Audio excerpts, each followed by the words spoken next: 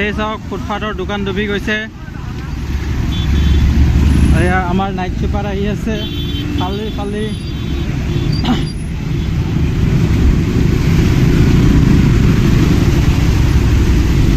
আমি এনেকা বেয়া বিপদত পৰিছোঁ আজি। ক'বলৈ একো যাত্ৰা নাই, ক'বলৈ একো কথা নাই। এই হ'ল কৰ্মশালা। কাৰোবাৰ দোকান ডুবিছে, কাৰোবাৰ গাড়ী ডুবিছে। ইফালে এটা মাৰুতি ভেন ডুবি গৈছে।